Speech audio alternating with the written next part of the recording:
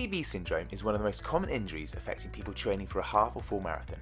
To shed a little light on the nature of this injury, here's an overview and an animation on the most popular theories on its prevention, causes and treatment.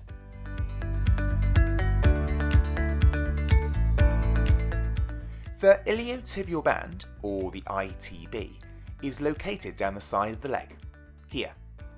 It's a tough fibrous band of tissue that can tighten up and cause runners pain, most often on the outside of the knee. Common symptoms include a pain or discomfort on the outside of the knee, a kind of clicking sensation when you bend your knee as the tendon rubs against the bone, a pain in the knee when you're attempting to walk downstairs, and most frequently you'll get a sudden onset of pain after a few miles or kilometers into a run.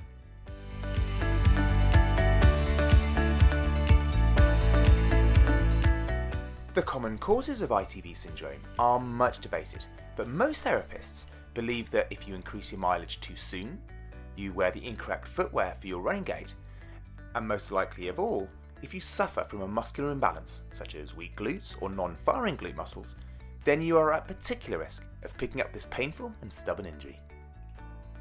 If you take a look at this animation, you can see why muscular imbalance and certainly weak glutes are the most likely cause of this painful running injury.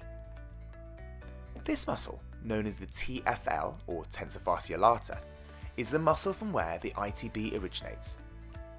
If your stabilizing glute muscles here are either weak or not firing properly, then your poor TFL assumes a far more important role in stabilizing the pelvis.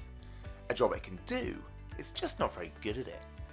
In short, it has to work overtime to help stabilize the pelvis during gait, and this then has a knock-on effect to the attached ITB. The whole TFL and ITB chain is effectively shortened, with pain being felt where the ITB attaches to the knee. The result? Iliotibial band syndrome.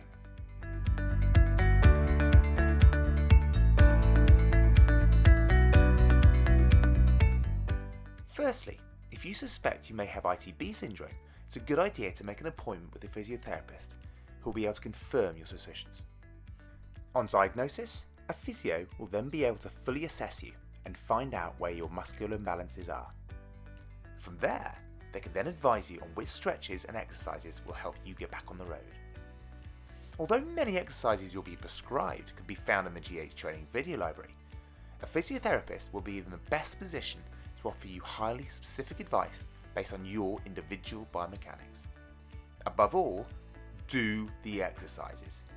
They might be dull, but if you want to shake off this frustrating injury, please make sure you do the exercises and stretches religiously every day and be back on the road a lot sooner than you might think.